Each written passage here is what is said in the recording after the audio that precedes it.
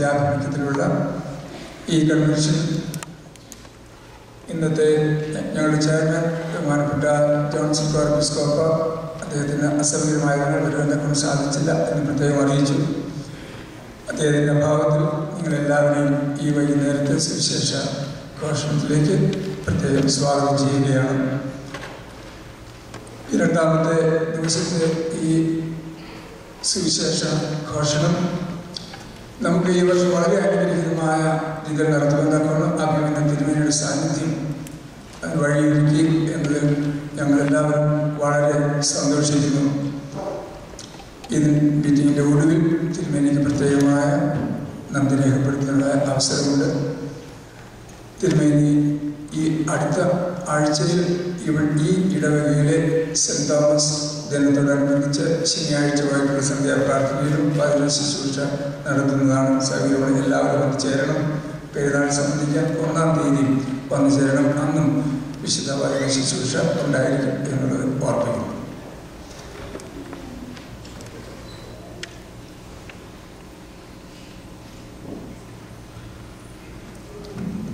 കുറ്റം കൂടാതെ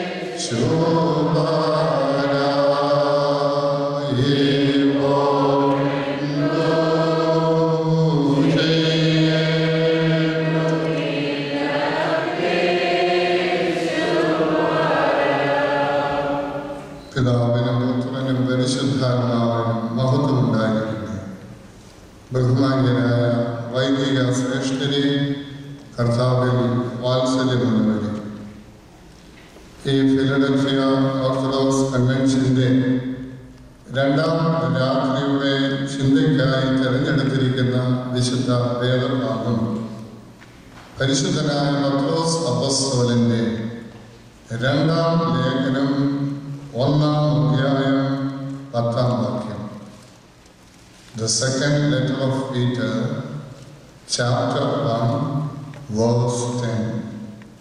2 പത്രോസ് 1:10. അതുകൊണ്ട് സഹോദരന്മാരെ, ഞാനത് ഓൾ ഇൻക്ലൂസീവായി സഹോദരങ്ങളെ എന്ന് തിരുത്തി വായിക്കട്ടെ. അതുകൊണ്ട് സഹോദരങ്ങളെ, നിങ്ങളുടെ വിളിയും തെരഞ്ഞെടുപ്പും ഉറപ്പാക്കുവാൻ അധികം ശ്രമിക്കുക. ഇംഗ്ലീഷിൽ കൊടുത്തിരിക്കുന്നു, be even more diligent to make your call and election sure. And if you do these things, you will never stumble. അത് മലയാള പരിഭാഷയിൽ കാണുന്നില്ല. നിങ്ങൾ ഒരിക്കലും വീണു പോകുകയില്ല എന്നുള്ളത് കത്തോലിക്ക സഭ ഉപയോഗിക്കുന്ന ഓശാന മലയാള വേദപുസ്തക പരിഭാഷ പലപ്പോഴും ഞാനൊരു പഠനത്തിന് വേണ്ടി ആശ്രയിക്കുന്ന ഒരു പരിഭാഷയാണ്. പലതും വളരെ ഹൃദ്യമായിട്ട് അനുഭവപ്പെടുന്നുണ്ട്. മുഴുവനും ഞാൻ അവകാശപ്പെടുന്നില്ല. അതിൽ പ്രകാരം കൊടുത്തിരിക്കുന്നു, അതുകൊണ്ട് സഹോദരന്മാരെ, നിങ്ങളുടെ വിളിയും തെരഞ്ഞെടുപ്പും ഉറപ്പാക്കുന്നതിൽ കൂടുതൽ ഉത്സാഹമുള്ളവരായിരിക്കും. ബൈബിൾ സൊസൈറ്റിയുടെ പരിഭാഷയിൽ പറയുന്നത് അധികം ശ്രമിക്കും. അർത്ഥം തമ്മിൽ വലിയ വ്യത്യാസമില്ലെങ്കിലും കുറെ കൂടി കൃത്യമായിട്ട് സഹോദരങ്ങളെ, നിങ്ങളുടെ വെളിയും തെരഞ്ഞെടുപ്പും ഉറപ്പാക്കുന്നതിൽ കൂടുതൽ ഉത്സാഹമുള്ളവരായിരിക്കും. ഇങ്ങനെ ചെയ്താൽ നിങ്ങൾ ഒരു നാളും വീണുപോകില്ല. For if you do these things, you will never stumble.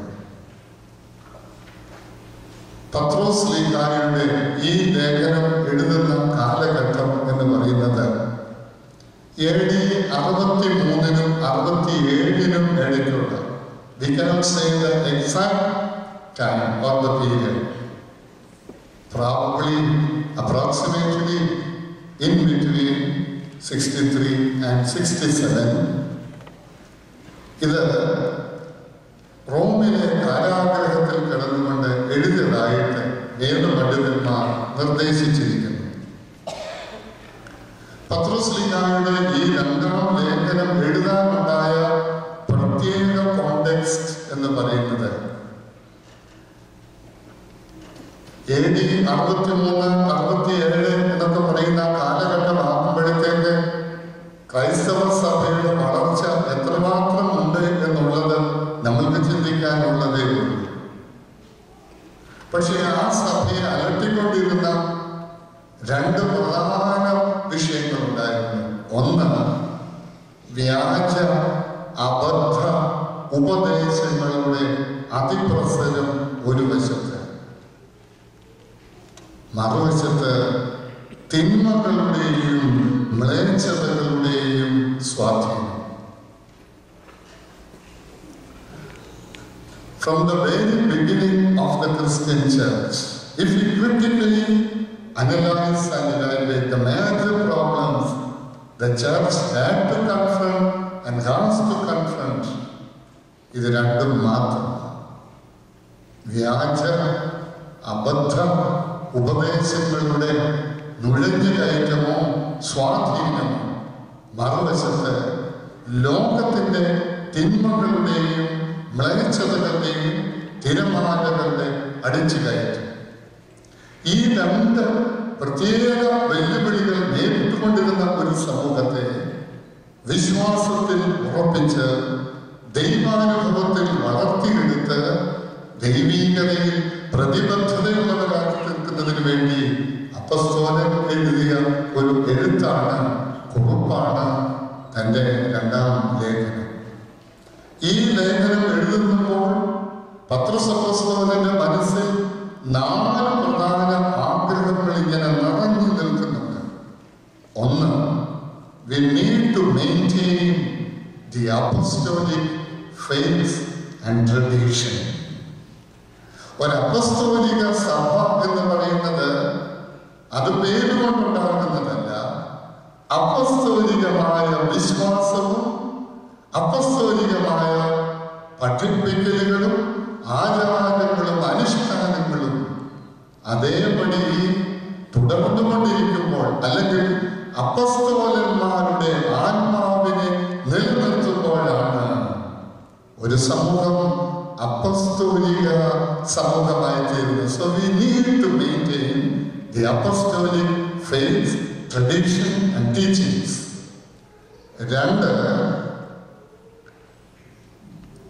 ദൈവപ്രസാദമുള്ള ജീവിതത്തിന് ഉടമകളായി തീരണം. 3, we need to grow continually in holiness and virtues. നിരന്തരമായി വിശുദ്ധിയിലും സുഹൃതങ്ങളിലും വളരുന്നവരായി തീരണം, വളർന്നുകൊണ്ടേയിരിക്കണം. 4, prepare yourself for the everlasting kingdom. വാടിപ്പോകാത്ത, നീങ്ങിപ്പോകാത്ത നിത്യരാജ്യത്തിനു വേണ്ടി നിങ്ങൾ കരുതിക്കൊണ്ടേയിരിക്കണം. അതുകൊണ്ട് ചില പിതാക്കന്മാര് നമ്മുടെ ഈ ഭൂമിയിലെ വാസത്തെ കുറിച്ച് പറയാറുണ്ട്, it's a preparatory period for the life to come. വരുവാനിരിക്കുന്ന ലോകത്തിലേക്കുള്ള ഒരുക്കത്തിന്റെ ഒരു കാലഘട്ടം.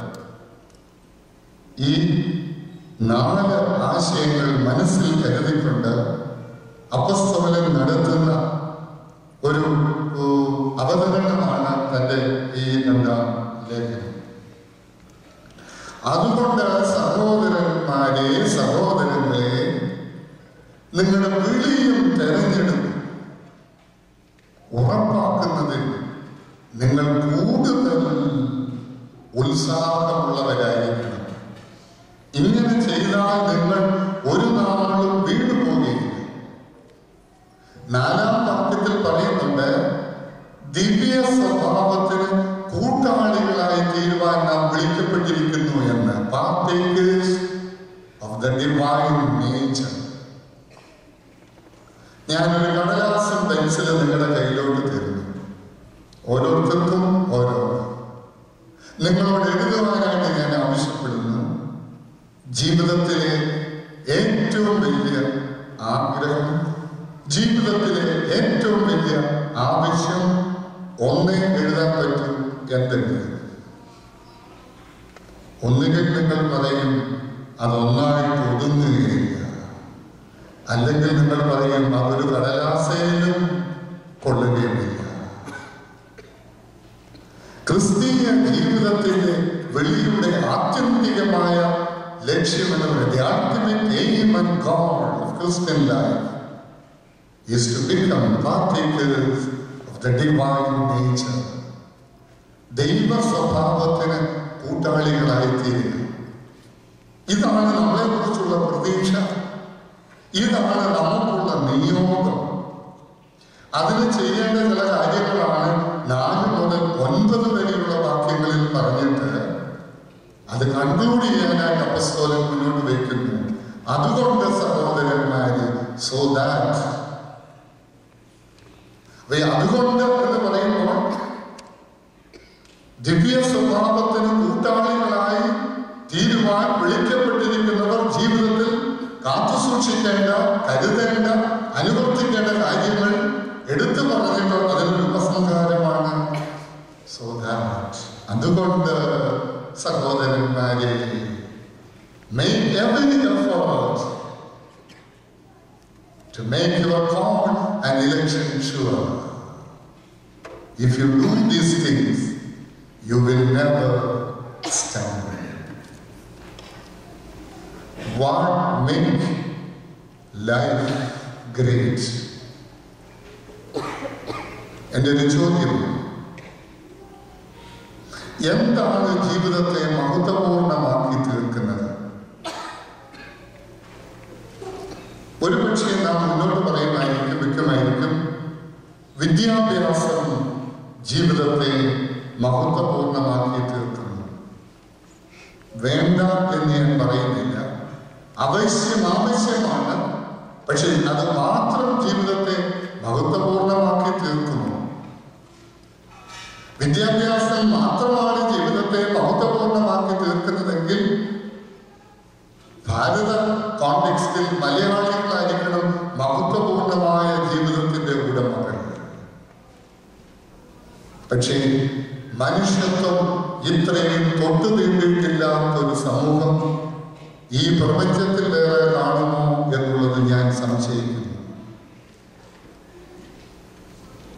അക്ഷരജ്ഞാനം തീരെ ഇല്ലാത്ത ബീഹാറുകാരൻ ഒരു ചെറുപ്പക്കാരൻ എന്തെങ്കിലും ജീവസന്ധാരണത്തിന് വഴിവിട്ടുമെന്നുള്ള പ്രതീക്ഷയിൽ ബോംബെയിൽ എത്തുന്നു. അവിടുത്തെ സബർബൻ ട്രെയിനിൽ യാത്ര ചെയ്യുന്നു. വന്നിട്ടുള്ളവർക്ക്, ബോംബെയിൽ നിന്ന് വന്നിട്ടുള്ളവർക്കൊക്കെ അറിയാം. ഓരോ സ്റ്റേഷൻ കഴിയുമ്പോഴും ട്രെയിനിൽ തിരക്ക് കൂടുകയും തിരക്ക് കൂടിക്കൂടി വന്നു. സ്റ്റേഷനുകൾ പിന്നിടുന്നു. ഒരു സ്റ്റേഷനിൽ വന്നു കമ്പാർട്ട്മെന്റിന്റെ അകത്ത് കയറാൻ നിവൃത്തിയില്ലാത്ത വിധം ആൾക്കൂട്ടം. അവസാനമാണ് ഓടിക്കേറിയത് ഒരു ചെറുപ്പക്കാരിയായിരുന്നു. അവൾ ട്രെയിനിനകത്തോട്ട് കയറുകയും ട്രെയിൻ വിടുകയും ഒന്നിച്ചായിരുന്നു. എവിടെയെങ്കിലും കമ്പിയിൽ ഒന്ന് ഞാനുവാൻ പിടിക്കുവാൻ അവൾ ശ്രമിച്ചു. പക്ഷെ പിടികിട്ടിയില്ല. അവൾ ട്രെയിനിൽ നിന്ന് തെറിച്ച് പൊന്തക്കാട്ടിലേക്ക് വീഴുന്നു. ഇത് കണ്ടുകൊണ്ടിരുന്ന ചെറുപ്പക്കാരൻ ഓടിച്ചെന്ന് അപായ ട്രെയിൻ കുറെ കൂടി ഓടി നിൽക്കുന്നു. ഈ ചെറുപ്പക്കാരൻ കമ്പാർട്ട്മെന്റിൽ നിന്ന് ചാടി ഇറങ്ങുന്നു. ഈ പെൺകുട്ടി വീട് ലാക്കിലേക്ക് ഓടുന്നു. ചെല്ലുമ്പോൾ പൊന്തക്കാട്ടിനകത്ത് രക്തം വാർന്നൊലിച്ച് കിടക്കുക. ഒന്നും ആലോചിച്ചില്ല. രണ്ട് കൈയിൽ കോരിയെടുത്ത് വീണ്ടും ഈ പെൺകുട്ടിയുമായി റെയിൽവേ ട്രാക്കിൽ കൂടെ ഓടുന്നു. റോഡിലേക്ക്, റോഡിന്റെ നടുക്ക് കയറി നിന്നു. ഒരു ട്രക്കാണ് വന്നത്. നിർത്തി.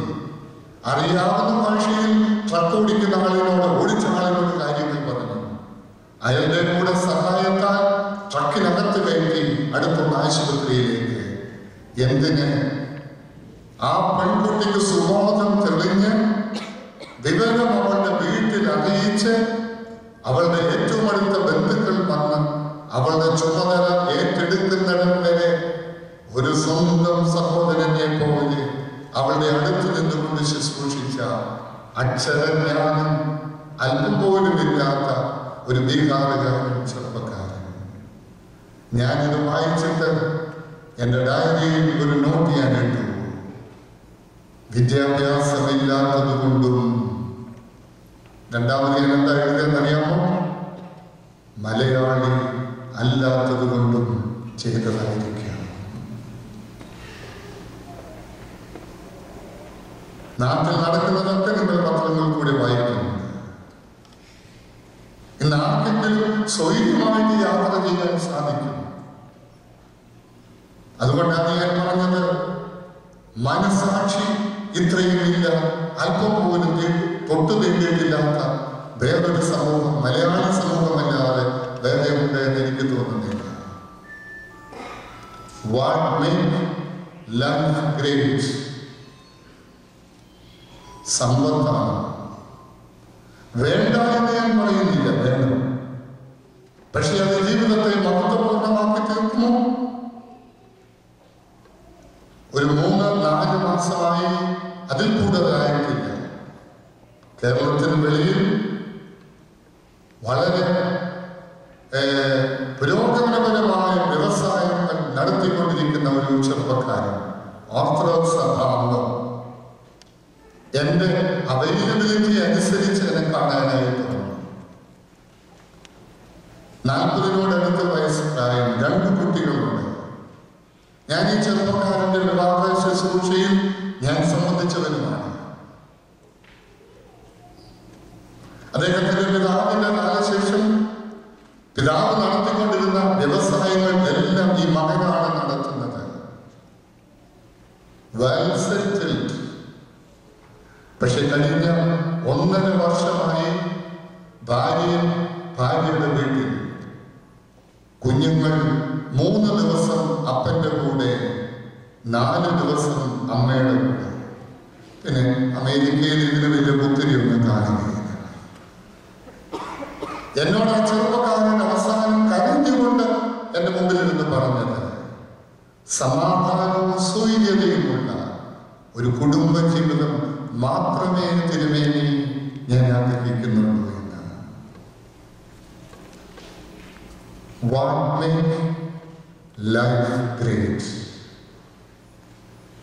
എന്താണ് ജീവിതത്തെ മഹത്വപൂർണ്ണമാക്കി തീർക്കുന്നത്? AD 3-നും 11-നും ഇടയ്ക്കുള്ള കാലഘട്ടത്തിൽ പൗരസ്ത്യ സഭയിൽ ജീവിച്ച പരിശുദ്ധരായ പിതാക്കന്മാരുടെ പ്രബോധനങ്ങൾ ഇന്ന് പുസ്തക രൂപത്തിൽ, എന്തിന് മലയാളത്തിൽ പോലും അച്ചടിച്ച് ലഭ്യമാണ്. ഫിലോകാലിയ. പരിശുദ്ധരായ പിതാക്കന്മാർ ജീവിതത്തെ മഹത്വപൂർണ്ണമാക്കുന്നതിന് മുന്നോട്ട് വെക്കുന്ന 2 നിർദ്ദേശങ്ങൾ. It is nothing but awareness and perseverance that make life great. അവബോധവും സ്ഥിരോത്സാഹവുമാണ് ജീവിതത്തെ മഹത്വപൂർണ്ണമാക്കി തീർക്കുന്നത്. അതുകൊണ്ടാണ് അവർ വീണ്ടും പറയുന്നു, without good effort Christian calling cannot be confirmed, perfected or much better. without good effort. നല്ല പരിശ്രമവും ഉത്സാഹവും ഇല്ലാതെ ക്രിസ്തീയ വിളി ഉറപ്പാക്കാനോ പൂർണ്ണതപ്പെടുത്താനോ പക്വതയിലേക്കും വളരുവാനോ കഴിയുകയില്ല. Awareness and perseverance. വിശുദ്ധനായ അന്തോണിയോസ് എന്ന് പറയുന്ന പിതാവ് ഈ ഗണത്തിൽപ്പെടുന്നത്. അദ്ദേഹം ഇതിനു വേണ്ടി നൽകുന്ന പ്രബോധനം, ഉദാഹരണം അന്നത്തെ AD 3-ാം നൂറ്റാണ്ടിൽ ജീവിച്ച ഒരു മഹാപരിശുദ്ധനായ പിതാവായിരുന്നു വിശുദ്ധനായ അന്തോണിയോസ്. അന്നത്തെ സാമൂഹിക ചുറ്റുപാടിൽ നിന്ന് അദ്ദേഹം അടർത്തിയെടുത്തിരിക്കുന്ന 2 ഉദാഹരണങ്ങൾ കപ്പിത്താന്മാരും തേര് തെളിയിക്കുന്നവരും നിരന്തരമായ പരിശീലനത്തിലൂടെയും കഠിനമായ പരിശ്രമത്തിലൂടെയുമാണ് തങ്ങളുടെ ജോലിയിൽ വൈദഗ്ധ്യം തെളിയിക്കുന്നത്. അതുപോലെ വിശുദ്ധ ജീവിതം ആഗ്രഹിക്കുന്നവർക്ക് ഒഴിവാക്കാനാവാത്ത 2 കാര്യങ്ങളാണ് നിരന്തരമായ പരിശീലനവും കഠിനമായ പരിശ്രമവും. 2 വാക്കുകൾ അദ്ദേഹം ഉപയോഗിക്കുന്നത് നിരന്തരമായ പരിശീലനം. Proficiency gains through continuous practice and strenuous perseverance. കപ്പിത്താന്മാരും തേര് തെളിയിക്കുന്നവരും നിരന്തരമായ പരിശീലനവും കഠിനമായ പരിശ്രമവും. അപ്രകാരം ദൈവപ്രസാദമുള്ള ജീവിതം നയിക്കുന്നവർക്ക് ഒഴിവാക്കാനാകാത്ത 2 ഘടകങ്ങൾ, കാര്യങ്ങളാണ് നിരന്തരമായ പരിശീലനവും കഠിനമായ പരിശ്രമവും. അതുകൊണ്ടാണ് പറയുന്നത് Christian life is A life of diligence. ഇതൊരു ഉത്സാഹത്തിന്റെ ജീവിതമാണ്. ആത്മീക ജീവിതം ഉത്സാഹിയുടെ ജീവിതം. ഞങ്ങള് അച്ഛന്മാരെയും വിട്ടേരെ പത്രാച്ചന്മാരെയും ഒക്കെ കളിയാക്കാൻ നാട്ടിലൊരു കഥ നിങ്ങൾ കേട്ട് കാണും. ഒരു പക്ഷേ നിങ്ങളും ഇതൊക്കെ ആയിരിക്കും പറയുന്നത്. കുഞ്ഞുങ്ങൾ 3 വയസ്സിന് താഴെ പ്രായമുള്ള നിലയിൽ അറിയാം അവരാരായി തീരുമെന്നൊരു പറച്ചിലുണ്ട്. ഒരു വീട്ടിൽ 3 ആൺമക്കളുണ്ടായിരുന്നു. മൂത്തവന് ഓരോന്നോരോന്നായിട്ടാണ് ജനിച്ചത്. മൂത്തത് 3 വയസ്സ് ആകുന്നതിനൊക്കെ മുമ്പ് അവൻ എവിടെ പാറ്റായും പഴുതാരെയും ഒക്കെ കണ്ടാൽ ഉടനെ പിടിക്കുക, പൊളിക്കുക. ഇതായിരുന്നു അവൻ്റെ പണി. ഭർത്താവ് പറഞ്ഞ ഭാര്യയോട് കണ്ടോടി, ഇവൻ മിക്കവാറും അതിന് ധൈര്യമായിട്ട് പറയാം, ഇവൻ മിക്കവാറും ഒരു ഡോക്ടറാകുന്ന മാറ്റം. 2ാമത്തവനാണെങ്കിൽ അവൻ എന്ത് മുദ്രാണ്ട് ഇട്ടാലും അത് അഴിക്കുക. ഇതൊക്കെയാണ് അവൻ്റെ ഒരു പണി. ഭർത്താവ് ഭാര്യയോട് പറഞ്ഞു, എടീ ഇവൻ മിക്കവാറും ഒരു എഞ്ചിനീയർ. നാട്ടിലിപ്പോൾ മാതാപിതാക്കൾക്ക് ഇത് 2 മാത്രം. ഞാൻ സ്ഥലം പറയുന്നില്ല. അമേരിക്കയിൽ ഒരു സ്ഥലത്ത് ചെന്നപ്പോഴ് +2 12ാം ക്ലാസ് കഴിഞ്ഞ് കോളേജിൽ വിട്ടിട്ട് 2 കൊല്ലം കഷ്ടി പൂർത്തിയാക്കാൻ കഴിയാത്തവനെ ലക്ഷങ്ങൾ മുടക്കി ഡോക്ടറാക്കാൻ നാട്ടുവിട്ടിരിക്കുകയാണ്. അവൻ ഡോക്ടറുടെ അടുത്ത് പോകാതെ ഇനി തിരിച്ചു തരാം. 3ാമത്തവൻ വളർന്നു വന്നപ്പോഴേ അവൻ ഇതിനകത്ത് ഒന്നും ഒരു താല്പര്യമില്ല. സമയത്ത് വല്ലതും കിട്ടിയാൽ കഴിക്കുക, ഭംഗിയായിട്ടൊന്ന് ഉറങ്ങുക. ഇത് കണ്ടപ്പോൾ ഭർത്താവ് ഭാര്യയോട് പറഞ്ഞു, ഇവൻ മിക്കവാറും ഒരു അനർത്ഥം. ഏതായാലും മെത്രാച്ചനായി ആകുമെന്ന് പറയാനുള്ള പ്രത്യേക നന്ദി കേട്ടോ.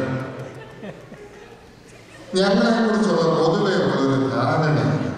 പക്ഷെ എന്തും വേണ്ടി പാടുപെട്ടാൽ ഞങ്ങളൊക്കെ ഒന്ന് അപ്ഡേറ്റ് ചെയ്തൊക്കെ നിൽക്കുന്നതെന്നുള്ളത് അടുത്ത വിനോദത്ത് മാത്രമേ അറിയുകയുള്ളൂ. ഇല്ലെങ്കിൽ ഔട്ട്ഡേറ്റഡ് ആയിരിക്കും. ഞാനൊക്കെ ഇതൊക്കെ ഒന്ന് വായിക്കാനും ഒക്കെ എന്ത് പാതിരാത്രിക്ക് സമയമെടുക്കുന്നത് കൗൺസിലേഷനൊക്കെ അറിയാം. അപ്പൊ പൊതുവെ നമുക്കുള്ള ഒരു ധാരണ ആത്മീയ ജീവിതം എന്ന് പറഞ്ഞാൽ അലസന്മാരുടെ ജീവിതമാണ് എന്നത്. But Christian life is A life of diligence. ഇത് ഉത്സാഹികളുടെ ജീവിതമാണ്. അതുകൊണ്ട് നമ്മുടെ നമസ്കാരത്തിൽ പാടുന്നത് അല്ലസകലേശം ബാധിച്ചാൽ. കേട്ടിട്ടുണ്ടോ? എവിടെയാണെന്ന് മാത്രം ചോദിക്കുന്നത്. എവിടെയോ ഞങ്ങളിത് കേട്ടിട്ടുണ്ട്. എന്തോ പ്രഭാത നമസ്കാരത്തിൽ ശ്രീപാട് നമസ്കാരത്തിന് പള്ളിയിൽ വരുന്നവര് കേൾക്കുന്നതാണ്. അല്ലസകലേശം ബാധിച്ചാൽ. It's a conditional clause. നമ്മൾ പാടുന്നത് എങ്ങനെയാണെന്നറിയാം? ശ്രദ്ധിച്ചോ? ശുഭവഴി എന്നാണ് നമ്മൾ പാടുന്നത്. മനസ്സിലിരിക്കുന്ന ആഗ്രഹം അതായിരിക്കും. അല്ലസകലേശം ബാധിച്ചാൽ അശുഭ വഴിക്കു വശം വതരായി സ്വാർത്ഥേ സ്വയമേ നിഹനിക്കും. നിന്റെ ആത്മാവിനെ നീ തന്നെ നശിപ്പിക്കും. അതുകൊണ്ട് ജീവിതത്തെ മഹത്വപൂർണ്ണമാക്കി തീർക്കുന്നത് അവയർനെസ് ആൻഡ് പെർസിവറൻസ്. അവനവനെ കുറിച്ചുള്ള ഒരു അവബോധവും ഒരു തിരിച്ചറിവും അതിന് അനുയോജ്യമായ കഠിനമായ സ്ഥിരോത്സാഹവും. പലപ്പോഴും തിരിച്ചറിവില്ലായ്മയാണ്, അവബോധമില്ലായ്മയാണ് നമ്മുടെ ആത്മീക ജീവിതത്തെ അപകടപ്പെടുത്തുന്നത്. വളരെ ആഴവും ഗഹനവും ആയ ആശയങ്ങൾ അടങ്ങിയ ഒരു വലിയ പുസ്തകത്തിൽ അതിനേക്കാൾ ഒക്കെ എന്നെ വളരെ ആകർഷിച്ച പോലെ വേദനിപ്പിച്ച തീരുകില്ല കട്ടകാലം ഉള്ളുകൊണ്ട് കുത്തുന്നത് പോലെ കുത്തി നമ്പരിപ്പിച്ച ഒരു കുഞ്ഞ് നുറുങ്ങ് കഥ ആ പുസ്തകത്തിലുണ്ടായിരുന്നു. ഒരു രാജ്യം, ആ രാജ്യത്തിലൊരു രാജാവ് ഉണ്ടായിരുന്നു. രാജാവ് വിവാഹിതനായിരുന്നു, കുട്ടികൾ ഉണ്ടായിരുന്നു. കുട്ടികളെല്ലാം തീരെ ചെറിയ കുട്ടികളായിരുന്നു. ഇളയത് ഒരു പെൺകുട്ടിയായിരുന്നു, കൈക്കുഞ്ഞുമായിരുന്നു. അടുത്ത രാജ്യക്കാര് യാതൊരു മുന്നറിയിപ്പും കൂടാതെ നേരെ വന്ന് കൊട്ടാരം ആക്രമിച്ചു. രാജാവിനെ കൊന്നു, രാജ്ഞിയെ കൊന്നു. കൊട്ടാരത്തിലെ ജോലിക്കാരൻ ബാലസ്റ്റേഴ്സ് കിട്ടിയ കുട്ടികളുമായി ഓടി രക്ഷപ്പെട്ടു. മിടുക്കന്മാരായിട്ടുള്ള കുട്ടികളെ കൊണ്ടുപോയി. മണ്ടന്മാർ ഞാനിങ്ങനെ എവിടെ ഉള്ളത് മണ്ടന്മാരെന്ന് പറഞ്ഞപ്പോൾ ആരോ വിളിച്ചു പറഞ്ഞു ലണ്ടനിലാണ്. പഴയ ഒരു സിനിമയുടെ പേരാണെന്ന് പിന്നെ ഞാൻ അറിഞ്ഞത്. എന്നാലും അത്രയും മണ്ടത്തരമാരും ഇവിടെ വിളിച്ചു പറഞ്ഞത്. മണ്ടന്മാരായിട്ടുള്ള ജോലിക്കാർക്ക് സാധുക്കളായ കുട്ടികളെ കിട്ടി. അവിടെ ഒരു സാധുവായ comparing to others not so capable enough ഒരു സാധുവായ ജോലിക്കാരനുണ്ടായിരുന്നു. അയാൾക്കാണ് ഇളയ കുട്ടി അവശേഷിക്കപ്പെട്ടത്. ആ കുട്ടിയുടെ രണ്ട് പ്രത്യേകതകൾ ഞാൻ പറഞ്ഞു. ഒന്ന്, പോയി പെൺകുട്ടിയായിരുന്നു. രണ്ട്, അതുകൊണ്ട് വലിയ ഡിമാൻഡിങ്ങുമല്ലായിരുന്നു. ഏതായാലും കിട്ടിയതായിട്ട് ഇതിനെങ്കിലും രക്ഷപ്പെടുത്താമല്ലോ എന്ന് കണ്ട് ഈ കുട്ടിയുമായിട്ട് ഇങ്ങനെ ഓടിപ്പോകുന്ന വഴിക്ക് ഒരു കൃഷിക്കാരനെ കണ്ടു. കൃഷിക്കാരൻ ചോദിച്ചു, കുട്ടിക്ക് വല്ല അസുഖവുമാണോ? ഡോക്ടറെ കാണാൻ പോവുകയാണ്. കുട്ടിക്ക് കുഴപ്പമൊന്നുമില്ല. അറിഞ്ഞില്ലേ? ഇല്ലല്ലോ. കൊട്ടാരം ആക്രമിക്കപ്പെട്ടു, രാജാവും രാജ്ഞിയും കൊല്ലപ്പെട്ടു. ഞങ്ങൾ കൊട്ടാരം ജോലിക്കാര് കിട്ടിയവർ കിട്ടിയ കുട്ടികളുമായി ഓടി രക്ഷപ്പെടുക. എനിക്ക് വളർത്താൻ നിവൃത്തി ഉണ്ടായിട്ടൊന്നുമല്ല, എങ്ങനെയെങ്കിലും ഇതിനെ ഒന്ന് രക്ഷപ്പെടുത്തണമല്ലോ എന്ന് കണ്ട് ഞാൻ കൊണ്ടുപോയി. കൃഷിക്കാരൻ പറഞ്ഞു, നിങ്ങൾക്ക് വളർത്താൻ നിവൃത്തിയില്ലെങ്കിൽ കുട്ടിയെ എനിക്ക് തന്നേക്ക്, ഞാൻ വളർത്തിക്കൊള്ളാം. ഇപ്പോൾ തന്നെ എനിക്ക് 6 കുട്ടികളുണ്ട്, അതിൻ്റെ കൂടെ ഒന്നുകൂടി ആയിരുന്നു. നാട്ടിലെ കാര്യം പറയാമല്ലോ. നാട്ടിലിപ്പോൾ കുട്ടികളെ കാണാനേ ഇല്ല. ഞങ്ങളുടെ പല പള്ളികളിലും സൺഡേ സ്കൂൾ നിന്ന് വരും. കുട്ടികളുമില്ല, ഉള്ളത് പഠിക്കാൻ ആളുമില്ല. കഴിഞ്ഞ ദിവസം ഇവിടെ അമേരിക്ക വന്നപ്പോൾ ഒരാളെ കുറിച്ച് ആളുകൾ പറഞ്ഞപ്പോൾ അവന് 4 കുട്ടികളുണ്ട്. നന്നായിരിക്കട്ടെന്ന് ഞാനും പറഞ്ഞു.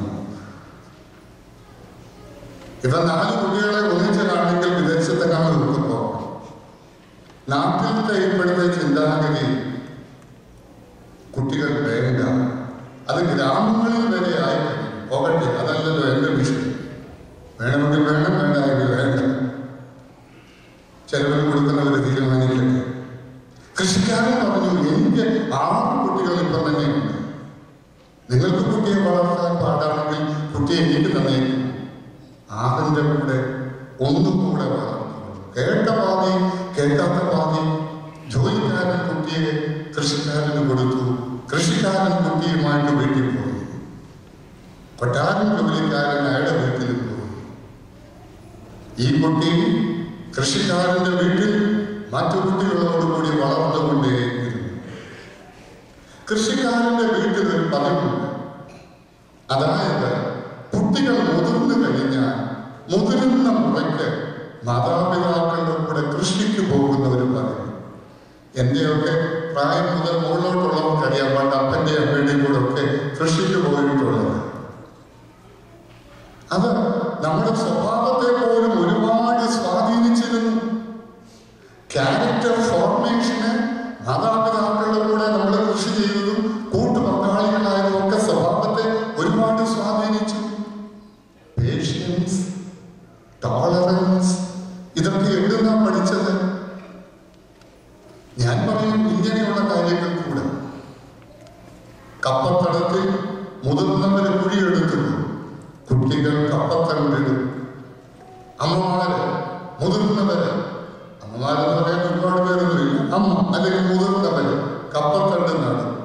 ഞാനും പോയി ഇടയ്ക്ക് കപ്പത്തണ്ട് നട്ടിട്ടുണ്ട്. പക്ഷെ എനിക്കൊരു സ്വഭാവം ഉണ്ടായിരുന്നു, അല്പം ധൃതി ചില കാര്യങ്ങൾക്ക് കൂടില്ല. പിറ്റേ ദിവസം ചെറിയതൊന്ന് നോക്കി നോക്കും, ഇതിന് വേറെടുത്തിട്ടുണ്ട്. അപ്പം പറയും, വരാമെച്ചാലേ അതല്ല, എനിക്ക് വീട്ടിൽ വിളിച്ചിരുന്ന പേര് വേറെ ഉണ്ട്. പക്ഷെ അച്ഛനും അമ്മയ്ക്ക് സ്നേഹം കൂടുമ്പോൾ ഇങ്ങനെയുള്ള ചില പേരുകൾ കൂടി വിളിച്ചിട്ടുണ്ട്. ഇത് കുഴിച്ചു വെച്ചാൽ ഇതിന് വേര് കിളുക്കാൻ ഒരു കാലമുണ്ട്, ഒരു സമയമുണ്ട്. നീ ക്ഷമയോടുകൂടി കാത്തിരിക്കണം. അപ്പൊ പേഷ്യൻസ് ആൻഡ് ടോളറൻസ് എന്നൊക്കെ ഉള്ളത് ഞങ്ങളെ പോലെയുള്ളവർക്ക് കിട്ടിയത് ഇതുപോലെയുള്ള കർമ്മങ്ങളിലൂടെയാണ്. പക്ഷെ ഇന്ന് കൃഷി എന്നൊക്കെ പറഞ്ഞാൽ കുട്ടികൾക്ക് മനസ്സിലാക്കുമെന്ന് പോലും എനിക്കറിയത്തില്ല. അടുത്തയിട വിവാഹിതരായ 2 ദമ്പതികൾ, 2 ഡോക്ടേഴ്സ് ഒരു കൂട്ടത്തിൽ നിൽക്കുന്ന സമയത്ത് ആരോ ഒരാൾ ഈ വിവാഹിതനായ ആളോട് പറഞ്ഞവിടെ, നിന്റെ ഭാര്യ അത്ര സുന്ദരിയായിരിക്കുന്നതാണ്. അന്ന് രാത്രി 2 പേരും പോയി കിടന്നുറങ്ങി. ഭാര്യ ഉറങ്ങിയ സമയത്ത് ഒരു നല്ല കത്രിക എടുത്ത് അവരുടെ മുടി മുഴുവൻ കത്തിരിച്ചു വെച്ചു. പിറ്റേ ദിവസം രാവിലെ പെങ്കൊച്ച് പെട്ടിയും എടുത്ത് അവളുടെ വീട്ടിലും പോയി. ഫിനിഷ്. ഹിന്ദി പറയുന്ന പോലെ കഥ നോക്കുകയാണ്. ചെറുപ്പക്കാരുടെ ഇടയിൽ പെരുകി വരുന്ന വിവാഹ വിമോചനത്തിന്റെ ഒരു അനാലിസിസ് നടത്തിയ ബഹുശതമാനവും ചെന്നെത്തുന്നത് lack of patience and tolerance. I would say it is patience and tolerance that bring grace of God. അപ്പൊ നമ്മുടെ സമൂഹത്തിൽ ഇതെല്ലാം ഇപ്പോൾ അന്യം നിന്ന് വന്നിരിക്കുക. ആട്ടുകല്ലെന്നൊക്കെ പറഞ്ഞാൽ ഇപ്പൊ പിള്ളേർ അതിന് പുതിയ നിർവചനമാണ് പറയുന്നത്. ആടുണ്ടെങ്കിൽ കെട്ടാൻ പറ്റിയ കല്ലെന്നാണ് പിള്ളേരുടെ നിർവചനം. എല്ലാം ഒരുപാട് കാര്യങ്ങൾ നമുക്ക് നഷ്ടപ്പെട്ടു. അതിൻ്റെതായിട്ടുള്ള അസ്വസ്ഥതകളും പെരുകുന്നുണ്ട്. കൃഷിക്കാരൻ്റെ വീട്ടിൽ കുട്ടികൾ മുതിരുന്ന മുറയ്ക്ക് മാതാപിതാക്കളുടെ കൂടെ കൃഷിക്ക് പോകുന്ന പതിവ്. ഈ കുട്ടിയും വളർന്നു മുതിർന്നു. ഒരു ദിവസം കൃഷിക്കാരൻ്റെ കൂടെ കൃഷിക്ക് പോയി. കുട്ടിയുടെ കഴിവനുസരിച്ച് കൃഷിയിൽ അവൾ പങ്കാളികൾ ആയിരിക്കുന്ന സമയത്ത് വനത്തിൽ നിന്ന് വൃദ്ധയായ ഒരു സ്ത്രീ ഇറങ്ങി വന്ന് ഈ കുട്ടിയോട് മാത്രം ചോദിച്ചു, baby, do you know who you are? കുഞ്ഞേ, നീ ആരാണെന്ന് നിനക്കറിയാമോ? കുട്ടി പറഞ്ഞു, yes yes yes I know. എനിക്കറിയാം. Then tell me who you are. കുട്ടി എന്ത് മറുപടി പറഞ്ഞു കാണും? യെസ്. അതിന് കുട്ടി പറഞ്ഞു, ഞാനൊരു കൃഷിക്കാരൻ്റെ മകളാണ്, ഉരുളക്കിഴങ്ങ് നടുന്നവളാണ്. ചെയ്യുന്ന ജോലി ഒന്നും പറയാൻ ആ കുട്ടിക്ക് ഒരു ബുദ്ധിമുട്ടുമില്ല. കുട്ടി പറഞ്ഞു, ഞാനൊരു കൃഷിക്കാരൻ്റെ മകള്, ഉരുളക്കിഴങ്ങ് നടുന്നവളാണ്. വലിയ ഇത് തിന്നോടോ? അല്ല മോളെ, അല്ല. നീ കൃഷിക്കാരൻ്റെ മകളല്ല, നീ ഒരു രാജാവിൻ്റെ മകള്. മനസ്സിലായോ? മനസ്സിലായി. എന്ത് മനസ്സിലായി? ഞാനൊരു രാജാവിൻ്റെ മകള്, പക്ഷെ ഉരുളക്കിഴങ്ങ് നടുന്നവളാണ്. ഇത്രയും അവളെ കൊണ്ട് പറയിപ്പിച്ചിട്ട് വനത്തിൽ നിന്ന് ഇറങ്ങി വന്ന വൃദ്ധയായ സ്ത്രീ മടങ്ങിപ്പോയി. ബാക്കി 4 വാചകങ്ങൾ കഥ എഴുതിയ ആള് എഴുതി കഥ ഉപസംഹരിക്കുന്നു. കഥ ഇംഗ്ലീഷിലായിരുന്നു. She continued the work, but with a different spirit. She began to see everything differently. She began to think everything differently. And she began to do everything differently. There ends the story. പക്ഷെ ഞാൻ നാഗപ്പൂർ സെമിനാരിയിൽ ഇരുന്ന ഇത് വായിച്ചത്. ഒരമണിക്കൂർ നേരം ഇത് പിടിച്ചുകൊണ്ട് ഞാൻ ആ ലൈബ്രറിയിലിരുന്നു. ഞാൻ ഈ കഥ എൻ്റെ ഡയറിയിൽ എഴുതി. ഈ 4 വാചകങ്ങൾക്ക് ഞാൻ ഒരു underline. She continued the work with a different spirit. രാജാവിന്റെ മകളാണെന്ന് അറിഞ്ഞപ്പോൾ മണ്ണാന്തട്ട ഈ ഉരുളക്കിഴങ്ങ് നടുന്ന പണിക്ക് എന്നെ കിട്ടുകയില്ലെന്നും പറഞ്ഞ് ഉരുളക്കിഴങ്ങെല്ലാം കൂടെ എടുത്ത് കൃഷിക്കാരന്റെ മോന്തയ്ക്കോട്ട് എറിഞ്ഞിട്ട് അവൾ പോയില്ല. She continued the work, but with a different spirit. And the 3 areas where she could try her level was to maintain this different spirit. She began to see everything differently. She began to think everything differently. And she began to do everything differently. വലിയമ്മ കുട്ടിയോട് ചോദിച്ച ചോദ്യം, do you know who you R? ഞാൻ ഈ ചോദ്യം, വല്യമ്മയുടെ ചോദ്യം, അല്പസമയം കൂടി മുന്നോട്ട് ആവർത്തിച്ചുകൊണ്ടേ ഇരിക്കും. Do you know who you are? വല്യമ്മയുടെ ആഗമന ഉദ്ദേശം എന്തായിരുന്നു? Just to create an awareness. അവളിൽ ഒരു അവബോധം സൃഷ്ടിക്കുക. who she was. അവൾ ആരാണെന്ന് അവളെ ഒന്ന് ബോധ്യപ്പെടുത്തുക എന്നുള്ളത് മാത്രമായിരുന്നു വല്യമ്മയുടെ വരവിന്റെ ഉദ്ദേശം. Do you know who you R? ഞാൻ ഈ ചോദ്യം ചോദിച്ചാൽ നിങ്ങൾക്ക് ധാരാളം മറുപടി പറയാൻ കാണുമായിരിക്കും. പക്ഷേ ക്രിസ്തു യേശുവുമായുള്ള ബന്ധത്തിൽ ദിവ്യ സ്വഭാവത്തിന് കൂട്ടാളികളോ ദിവ്യ സ്വഭാവത്തിന് പങ്കാളികളോ ആയിത്തീരുവാൻ വിളിക്കപ്പെട്ടവരെ, വേർതിരിക്കപ്പെട്ടവരെ നാം ആരാണ് എന്ന് നമുക്ക് അറിയാം.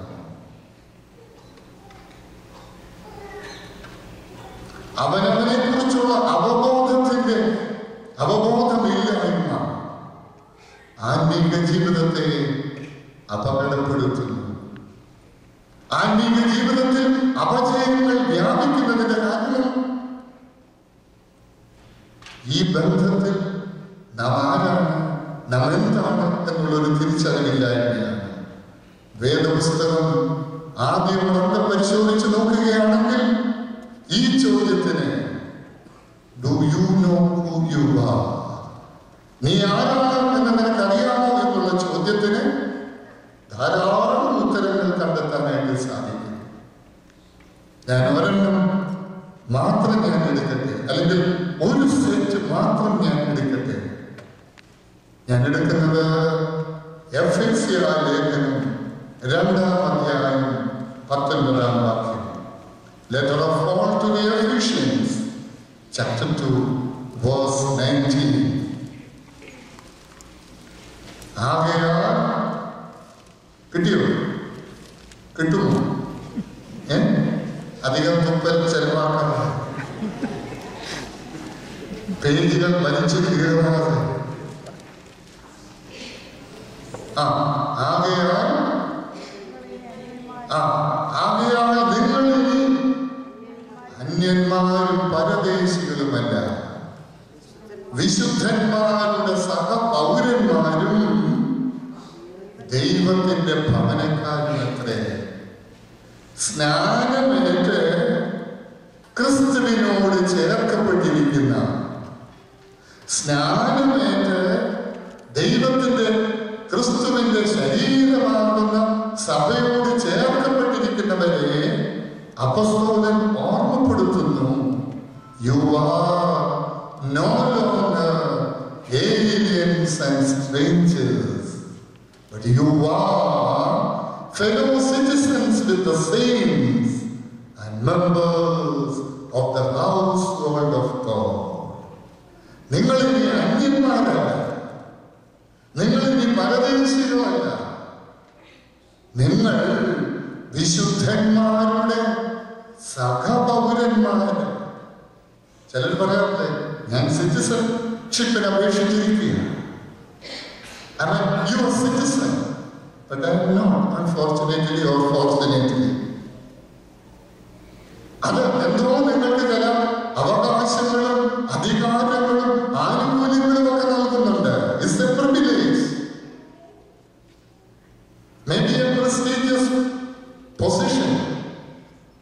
Saint Paul reminds the members of the church who joined the church through baptism and who became Christians, you are no longer aliens and strangers. You are a privileged community, or you are a privileged person. And the fellow citizens with the saints and members of the household of God. ആകയാൽ നിങ്ങൾ ഇനി അന്യന്മാരും പരദേശികളുമല്ല. Do you know who you are? 2-ാം അധ്യായം, ഇതേ same letter, 2-ാം അധ്യായത്തിന്റെ ആരംഭ ഭാഗത്തിൽ പോയി 1, 5, 7 വാക്യങ്ങൾ വായിക്കുക. അതിക്രമങ്ങളാലും പാപങ്ങളാലും മരിച്ചിരുന്ന നിങ്ങളെ അവൻ ഉയർപ്പിച്ചു. He raised us up. അവൻ നമ്മെ ഉയർപ്പിച്ചു. 5-ാം വാക്യത്തിൽ പറയുന്നു, He made us alive. അവൻ നമ്മെ ജീവിപ്പിച്ചു. 7-ാം വാക്യത്തിൽ പറയുന്നു, തന്നോടുകൂടെ വായിച്ചാട്ടെ, തന്നോടുകൂടെ സ്വർഗത്തിലിരുത്തി. Seated us with him in heavenly realm. കണ്ടില്ലേ? നമുക്കുള്ള സ്ഥാനം, നമുക്കുള്ള പദവി, അതിക്രമങ്ങളാലും പാപങ്ങളാലും മരിച്ചിരുന്ന നമ്മെ അവൻ ഉയർപ്പിച്ചു, ജീവിപ്പിച്ചു തന്നോട് കൂടെ. അവിടെ ഒരു ഗ്രേഡിന്റെ ഡിഫറൻസ് ഒന്നുമില്ല. തന്നോട് കൂടെ, നോട്ട് ഡിസ്ക്രിമിനേഷൻ. തന്നോട് കൂടെ സ്വർഗത്തിൽ അവൻ ഇരുത്തി. വീണ്ടും ഇതേ ലേഖനം 1-ാം അധ്യായം 4-ാം വാക്യത്തിൽ നോക്കി, നാം തന്റെ സന്നിധിയിൽ വിശുദ്ധരും നിഷ്കളങ്കരുമാകേണ്ടതിന്. നമ്മളെ കുറിച്ചുള്ള പ്രതീക്ഷയാണ്. നാം ദൈവസന്നിധിയിൽ ദൈവ മുൻപാകെ വിശുദ്ധരും നിഷ്കളങ്കരുമാകേണ്ടതിന് അവൻ ലോക സ്ഥാപനത്തിന് മുമ്പേ അവനിൽ നമ്മെ, ഇനി 3-4 വാക്യങ്ങളുണ്ട്, തെരഞ്ഞെടുത്തു, ദത്തെടുത്തു, മുൻ നിയമിച്ചു, വീണ്ടെടുത്തു. അവൻ നമ്മെ തെരഞ്ഞെടുത്തു, ദത്തെടുത്തു, മുൻ നിയമിച്ചു, വീണ്ടെടുത്തു. തീരുന്നില്ല. 1-ാം അധ്യായം 14-ാം വാക്യത്തിന്റെ അവസാന ഭാഗമായി പരിശുദ്ധാത്മാവിനാൽ മുദ്രയിടപ്പെട്ടിരിക്കുന്നു. We are sealed. We are not only anointed. ഇതെല്ലാം പരിശുദ്ധ മാമോദീസായിലൂടെ ലഭിക്കുന്ന കൃപകളാണ്, പദവികളാണ്, അനുഗ്രഹങ്ങളാണ്, സ്ഥാനങ്ങളാണ്, നൽവരങ്ങളാണ്. പരിശുദ്ധാത്മാവിനാൽ മുദ്രയിടപ്പെട്ടിരിക്കുന്നു. എന്താ മുദ്രയിടുക എന്ന് പറഞ്ഞാൽ? What does it mean? It shows the ownership. എനിക്കൊരു പുസ്തകം ആരെങ്കിലും തന്നു, ഗിഫ്റ്റ് ആയിട്ട് തന്നാൽ ഒന്നുകിൽ I put my signature or I put my seal on the book. That shows the ownership. പരിശുദ്ധാത്മാവിനാൽ നാം മുദ്രയിടപ്പെട്ടിരിക്കുന്നവരാണ്. Do you know who you are? വാത്സല്യമുള്ളവരെ, നാം ആരാണ് എന്നൊരു തിരിച്ചറിവ് നമുക്കുണ്ടോ? കരുണാസമ്പന്നനായ ദൈവം തന്റെ കരുണയാൽ ഇതെല്ലാം നമുക്ക് ദാനമായിട്ട് തന്നിരിക്കുന്നു. Not on our merits, but purely on His grace. ഒരു വാക്യം കൂടെ ഞാൻ വായിക്കട്ടെ. 2-ാം അധ്യായം 10-ാമത്തെ വാക്യം. ഇത് എഫേസ്യ ലേഖനം 2-ാം അധ്യായം 10-ാം വാക്യം. യെസ്, നാം അവന്റെ കൈപ്പണിയായി സൽപ്രവൃത്തിക്കായിട്ട് ക്രിസ്തുയേശുവിനാൽ സൃഷ്ടിക്കപ്പെട്ടവരാകുന്നു. എത്ര പ്ലെയിനായിട്ടാണ്, എത്ര ക്ലിയറായിട്ടാണ് പൗലോസ് അപ്പോസ്തലൻ വ്യക്തമാക്കുന്നത്. നാം അവന്റെ കൈപ്പണിയായി, we are his workmanship. ഞാൻ ചില സ്ഥലത്ത് എഴുതുമ്പോൾ നല്ലവണ്ണം ഹാൻഡിക്രാഫ്റ്റ് തയ്ക്കാൻ അറിയാവുന്ന ചില സ്ത്രീകൾ, ചിലർ സ്ലീവായുടെ അറ്റത്ത് കെട്ടിത്തൂക്കി ഇടുന്ന തുണി നല്ല ഭംഗിയായിട്ട് തയ്ച്ചു തരും. ചിലര് കാപ്പയുടെ കൂടെ കെട്ടുന്ന ഈ തൂവാല തയ്ച്ചു തരും. അവർ പറയുന്നത്, തിരുമേനി ഇത് ഞാൻ എന്റെ സ്വന്തം കൈകൊണ്ട് തയ്ച്ചതാണ്, തിരുമേനി ഉപയോഗിക്കണേ. ചില വീട്ടിൽ ചെല്ലുമ്പോൾ സൽക്കാരം, എനിക്കാകെ ഒരു വകയും കഴിക്കാനും വയ്യ, പക്ഷെ മനുഷ്യനെ പെടുത്തില്ല, തിരുമേനി ഞാൻ എന്റെ സ്വന്തം കൈകൊണ്ട് ഉണ്ടാക്കിയതാണ്. അവർക്ക് തീറ്റിച്ചാൽ മതി, പിന്നെ പോയി കിടന്ന് അനുഭവിക്കുന്നത് ഞാനാണ്. പക്ഷെ അവരോട് പറഞ്ഞു വെക്കുന്നത് തിരുമേനി ഏഴ് നാക്ക്, നോട്ട് നാക്ക് ബട്ട് നാക്ക്. എത്ര നീട്ടി പറയണ്ട, തിരുമേനി എന്റെ സ്വന്തം കൈകൊണ്ട്. We are his workmanship for good works. നാം അവന്റെ കൈപ്പണിയായി സൽപ്രവൃത്തിക്കായിട്ട് ക്രിസ്തുയേശുവിനാൽ സൃഷ്ടിക്കപ്പെട്ടവരാണ്. Do you know who you are? വലിയ കുട്ടിയോട് ചോദിച്ച ചോദ്യം ഇതാ, കുഞ്ഞേ,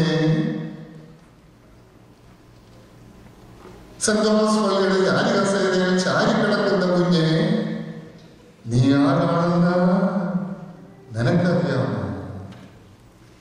You are his workmanship for good works. 7-ാം നൂറ്റാണ്ടിൽ നിനുവയിൽ ജീവിച്ച വിശുദ്ധനായ ഇസഹാക്ക് എന്ന് പറയുന്ന സഭാപിതാവ് ക്രിസ്തീയ ബലിയെക്കുറിച്ച്, ദൈവികമായ നിയോഗത്തെക്കുറിച്ച് അദ്ദേഹം പറയുന്നു, we are called to regain the lost holiness of humanity. ഇതാണ് നമ്മുടെ വിളി. മനുഷ്യ സമൂഹം കളങ്കപ്പെടുത്തിയ, നഷ്ടപ്പെടുത്തിയ വിശുദ്ധിയുടെ ആത്മാവിനെ വീണ്ടെടുക്കുവാൻ വേണ്ടി വിളിക്കപ്പെട്ടവരാണ് വിശ്വാസികൾ എന്ന് വിശുദ്ധനായ ഇസഹാക്ക് പറയുന്നു. ആദാം പാപം ചെയ്യുന്നതിന് മുമ്പ് ആദാമിന്റെ ശരീരത്തിൽ പരിശുദ്ധിയുടെ ഒരു വലിയ പരിമളമുണ്ടായിരുന്നു. ആദരണീയനായ സുകുമാർ അഴിക്കോട് പരിശുദ്ധനായ പരിമളത്തിനുമേനിയെ കുറിച്ചുള്ള പ്രഭാഷണത്തിന് വന്നപ്പോൾ അദ്ദേഹം ഉപയോഗിച്ചത് ഇതേ പ്രയോഗമാണ്. പരിമളത്തിനുമേനിയല്ല, പരിമളത്തിനുമേനിയാണ് എന്ന ആദരണീയനായ അഴിക്കോട് തിരിച്ചറിഞ്ഞു. നിനിവേയിലെ വിശുദ്ധനായ ഇസഹാക്ക് പറയുന്നു, ആദാം പാപം ചെയ്യുന്നതിന് മുമ്പ് ആദാമിന്റെ ശരീരത്തിൽ പരിശുദ്ധിയുടെ ഒരു വലിയ പരിമളം ഉണ്ടായിരുന്നു. അത് സ്പോണ്ടേനിയസ്ലി, സ്വാഭാവികമായിട്ട് ആദമിനിൽ നിന്ന് 4 വശത്തേക്കും പടർന്നുകൊണ്ടേയിരുന്നു. ഈ പരിശുദ്ധിയുടെ പരിമളത്തിൽ ആകൃഷ്ടരായി വന്യമൃഗങ്ങളും ക്രൂര ജന്തുക്കളും എല്ലാം ആദമിന്റെ മുമ്പിൽ വന്ന് സംയോജിപ്പോടെ, സംയമനത്തോടെ, സഹകരണത്തോടെ നിൽക്കുന്നു. എല്ലാ ഈ മൃഗജാലങ്ങളും പക്ഷികളും എല്ലാം പേരിടുന്നതിന് ആദമിന്റെ അടുത്ത് വന്ന് നിന്നതിനെ നിനിവേയിലെ വിശുദ്ധനായ ഇസഹാക്ക് കാണുന്നത് ഈ പരിമളത്തിന്റെ ആദമിലുണ്ടായിരുന്ന പരിശുദ്ധിയിൽ നിന്ന് ഉദിച്ചുയർന്ന ബഹിർഗമിച്ച പരിശുദ്ധിയുടെ പരിമളത്തിലെ ആകർഷകരായി സംയോജിപ്പോടെ, സംയമനത്തോടെ, സഹകരണത്തോടെ ആദമിന്റെ മുമ്പിൽ നിൽക്കുന്നു. അദ്ദേഹം വീണ്ടും പറയുന്നു, ആദാം പാപം ചെയ്തത് മൂലം ആദാമിലെ പരിശുദ്ധി നഷ്ടപ്പെട്ടു, അതിന്റെ പരിമളവും നഷ്ടപ്പെട്ടു. ആ സ്ഥാനത്ത് ഒരു ദുർഗന്ധം വമിക്കാൻ തുടങ്ങി. അത് സമസ്ത മേഖലകളിലും തകർച്ചയുടെയും അകൽച്ചയുടെയും ആത്മാവിനെ വ്യാപിപ്പിച്ചു. പറുദീസായിലെ ഒരനുഭവത്തെ കുറിച്ചാണ് പറയുന്നത്. വന്യമൃഗങ്ങളും ക്രൂരമൃഗങ്ങളും വിഷജന്തുക്കളും എല്ലാം, ക്രൂരത്വവും വിഷഭാവവും എല്ലാം ഉള്ളിൽ ഒതുക്കി എവിടെയാ പരിശുദ്ധിയുടെ സാന്നിധ്യമുള്ളിടത്ത് ക്രൂരഭാവങ്ങൾക്ക് അതിന് പ്രകടനമില്ല, അതിന്റെ അവതരണമില്ല, ആവിഷ്കാരമില്ല. എല്ലാം നിനിവേയിലെ വിശുദ്ധനായ ഇസഹാക്ക് ഉപയോഗിക്കുന്ന 3 വാക്കുകൾ സംയോജിപ്പോടെ, സംയമനത്തോടെ, സഹകരണത്തോടെ. എന്താ കുടുംബങ്ങളിൽ സംയമനം, സംയോജിപ്പ്, സഹകരണം ഇല്ലാതായി പോകുന്നത്? കുടുംബങ്ങളിൽ പരിശുദ്ധിയുടെ അനുഭവം നഷ്ടമാകുന്നു. പരിശുദ്ധിയുടെ അനുഭവം നഷ്ടമാകുന്നിടത്ത് ക്രൂര വിഷഭാവങ്ങൾ വെളിയിൽ ചാടുന്നു. അകൽച്ചകളും തകർച്ചകളും അസ്വസ്ഥതകളും അരാജകത്വങ്ങളും സൃഷ്ടിക്കുന്നു. പരിമളം ഇല്ല എന്ന് പറയാൻ പറ്റുന്നു. പള്ളിയിൽ പോവുകയാണെങ്കിലും സ്പ്രേ അടിക്കാതെ പറ്റില്ല, ഇല്ലേ? ജീവിച്ചിരിക്കുമ്പോഴും സ്പ്രേ, ബാക്കി ചത്ത് കഴിഞ്ഞാലും അപ്പൊ ശരിയാ, ചത്തതിനൊക്കുമേ ജീവിച്ചിരിക്കലും എന്നുള്ളതിന് സ്പ്രേ അല്ലാതെ പിന്നെന്താ? പക്ഷെ എവിടെയാണ് പരിശുദ്ധിയുടെ ദൈവീകതയുടെ ഒരു പരിമളം. ഡോക്ടർ ആർ ഗോപാലകൃഷ്ണൻ നായർ എന്ന ഒരു ചിന്തകന്റെ വളരെ ആഴവും ഗഹനവുമായ ഒരു ലേഖനം ഞാൻ കാണുകയുണ്ട്. അലൻ ബോയ് എന്ന ചിന്തകന്റെ ദ ഫ്യൂച്ചർ ഇവല്യൂഷൻ എന്നുള്ള ഗ്രന്ഥത്തെ അടിസ്ഥാനപ്പെടുത്തിക്കൊണ്ട് നടത്തുന്ന ഒരു വിശകലനമാണ്. ഇതിന്റെ പ്രധാന ആശയം എന്ന് പറയുന്നത് മനുഷ്യൻ അവന്റെ പഴയ മൃഗജീവിതത്തിലേക്ക് ഒരു തിരിച്ചുപോക്കിലാണോ എന്ന്. കഴിഞ്ഞ വർഷം ഇതേ കാലഘട്ടത്തിൽ കേരളത്തിലെ നമ്മുടെ സഭയുടെ 2 പ്രധാനപ്പെട്ട കോളേജുകളിൽ നിന്ന് റിട്ടയർ ചെയ്ത 2 അധ്യാപകർ, അവരിപ്പോൾ മിഷനിൽ ഞങ്ങളുടെ സഹപ്രവർത്തകർ. മിഷന്റെ കാര്യത്തിന് ഞങ്ങൾ ഒന്നിച്ച് യാത്ര ചെയ്യുന്ന സമയത്ത് 2 പേരും എന്നേക്കാൾ അല്പം കൂടി പ്രായമുള്ളവർ. അതിലൊരാൾ എന്നോട് ചോദിച്ചു, തിരുമേനി, മനുഷ്യൻ ഇത്രയും മൃഗമായ ഒരു കാലഘട്ടം വേറെ ഉണ്ടോ എന്ന്. ഞാൻ പറഞ്ഞ സാറിന് എന്നേക്കാൾ ലോക പരിചയവും പ്രായവും പരിജ്ഞാനവും ഉണ്ടല്ലോ. സാറ് തന്നെ ഉത്തരം പറഞ്ഞാണ്. ഗോപാലകൃഷ്ണൻ മുന്നോട്ട് വെക്കുന്ന ഒരു ചോദ്യവും ഇത് തന്നെയാണ്.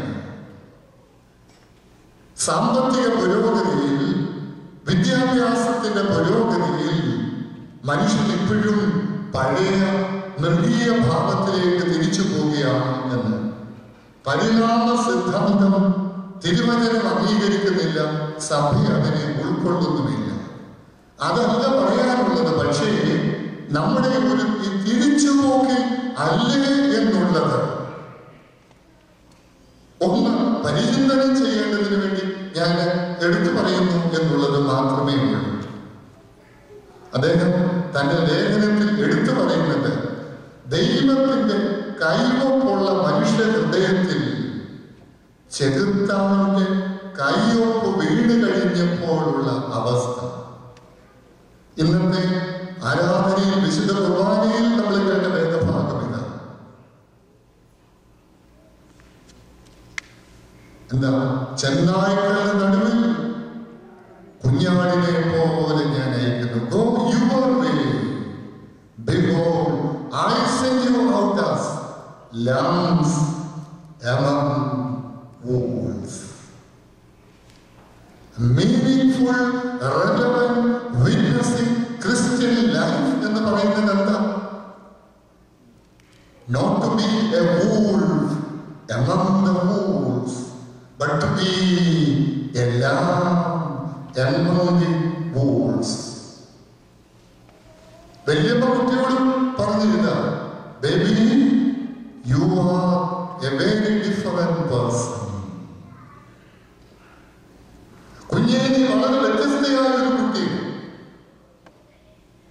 നീ ഒരു രാജാവിന്റെ മകളാണ്.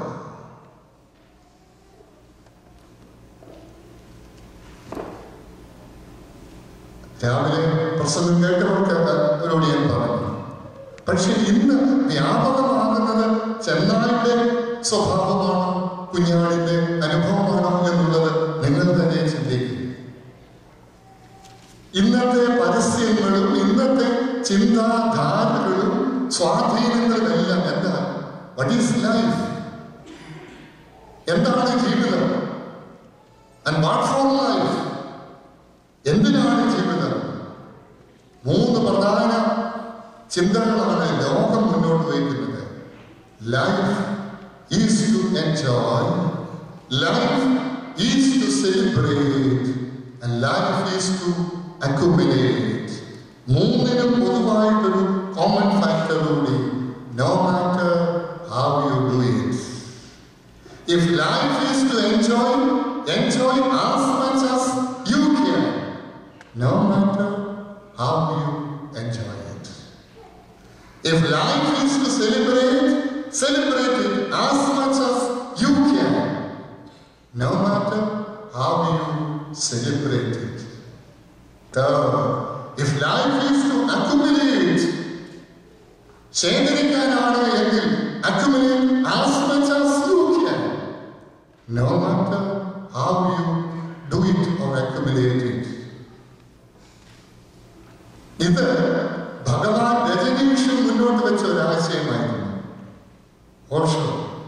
religion of Osho, അതിരുകൾ ഇല്ലാത്ത, അരുതുകൾ ഇല്ലാത്ത ഒരു ജീവിതക്രമം. ഭഗവാൻ രജനീഷ് കർത്താവായ യേശു ക്രിസ്തുവിന്റെ തിരുവചനത്തിന് തന്റേതായിട്ടുള്ള വ്യാഖ്യാനങ്ങൾ എഴുതിയൊരു മനുഷ്യനായിരുന്നു. ഗ്രന്ഥങ്ങൾ എഴുതി, ക്രിസ്തു പ്രഭാഷണത്തെ അടിസ്ഥാനപ്പെടുത്തി തന്റെ ചിന്തയുടെ പശ്ചാത്തലത്തിൽ അതിരുകളില്ലാത്തതും അരുതുകളില്ലാത്തതുമായ ഒരു ജീവിതക്രമത്തിന്റെ ഭാഗമായി. പക്ഷേ അദ്ദേഹത്തിന്റെ ജീവിത അന്ത്യം എങ്ങനെയായിരുന്നു എന്നുള്ളത് നിങ്ങൾക്കറിയാം. അദ്ദേഹം തന്റെ ജീവിതം അവസാനിപ്പിക്കുന്നതിന് മുമ്പ് ഒരു ചിത കൂട്ടിയിട്ട് സ്വന്തം കൈകൾ കൊണ്ട് എഴുതിയ ഗ്രന്ഥം അതേ കൈകൾ കൊണ്ട് തന്നെ അദ്ദേഹം കത്തിച്ച ചിതയിൽ വലിച്ചെറിഞ്ഞുകൊണ്ട് അദ്ദേഹം പ്രഖ്യാപിച്ചു, ഇതാ ഒരു മതം മരിക്കുന്നു എന്ന്. ഭഗവാൻ രജനീഷും പോയി, അദ്ദേഹത്തിന്റെ പുസ്തകവും അദ്ദേഹം ദഹിപ്പിച്ചു. പക്ഷേ ഇന്ന് നമ്മുടെ യുവതലമുറ ഇതിന്റെ വക്താക്കളും പ്രോക്താക്കളുമായി മാറിക്കൊണ്ടിരിക്കുന്നു. It is A choice. ജീവിതത്തെ കുറിച്ച് പറയുന്നുണ്ട്, life is all about choices. ജീവിതം എന്ന് പറയുന്നത് മുഴുവൻ തെരഞ്ഞെടുപ്പുകളാണ്. And it is the choice that determines the destiny.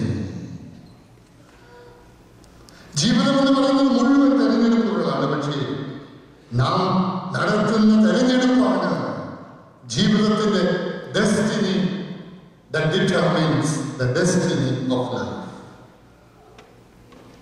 ഒരുപറ്റം യുവാക്കന്മാരുടെ ഇടയിൽ അടുത്ത കാലത്ത് നടന്ന ഒരു പഠനത്തിന്റെ റിപ്പോർട്ടിൽ 2 പരാമർശനങ്ങൾ. മൂല്യാധിഷ്ഠിത ജീവിതം എന്ന് പറയുന്നത് വർച്വസ് ലൈഫ് കാലഘട്ടത്തിന് ചേരുന്നതല്ല എന്ന് 47% കുട്ടികൾ പ്രതികരിച്ചു. 67% കുട്ടികൾ പറഞ്ഞു തൻകാര്യം കാണുന്നതിന് എന്തും ചെയ്യുന്നതിന് ഒരു കുഴപ്പവും ഇല്ല എന്ന്. ഞാൻ നാട്ടിൽ കേരളത്തിൽ പഠിച്ചു. ഒരു ബോർഡിംഗ്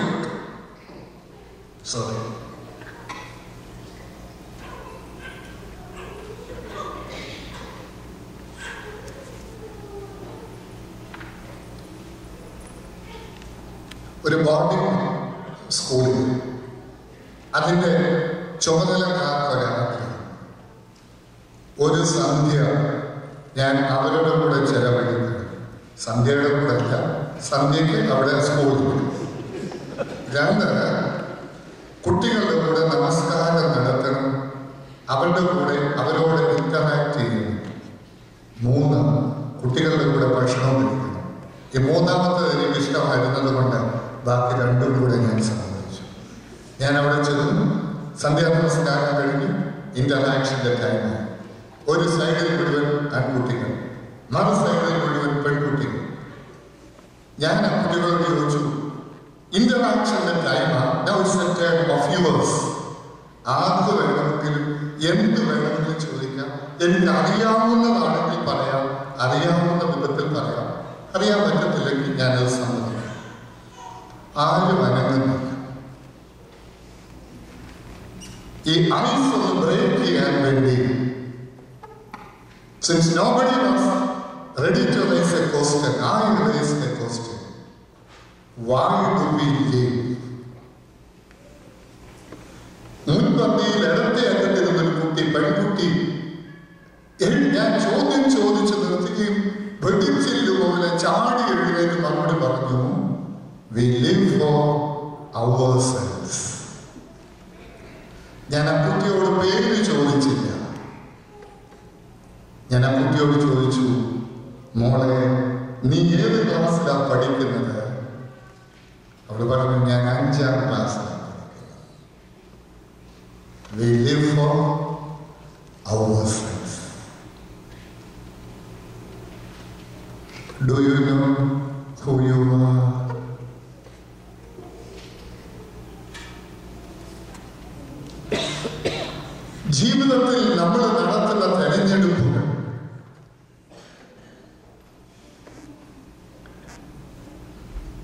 യാക്കോബിന്റെയും യേശാവിന്റെയും സംഭവം നമുക്കെല്ലാവർക്കും അറിയാം. ഇതിനെ അടിസ്ഥാനപ്പെടുത്തിയുള്ള ഒരു കുറിപ്പ് ഞാൻ കണ്ടു. ഒരു ധ്യാന ഗുരു എഴുതിയ ഗ്രന്ഥത്തിൽ വിശന്നു വന്ന യേശാവ് പായസം വാങ്ങിച്ചു കുടിച്ചുകൊണ്ട് ജ്യേഷ്ഠാവകാശം പണയപ്പെടുത്തിയതിനെ കുറിച്ച് ഓരോരുത്തരും വന്ന വഴികൾ ഓർക്കണം. ഒപ്പം എത്തേണ്ട ഇടങ്ങളെയും ഓർത്തിരിക്കണം. നാട്ടിൽ നിന്ന് ഏത് എയർപോർട്ടിൽ നിന്ന് ഏത് എയർലൈനും വന്നു എന്നുള്ളതല്ല, വന്ന വഴികൾ ഓർക്കണം. പഴയതൊന്നും മറന്നു പോകരുത്.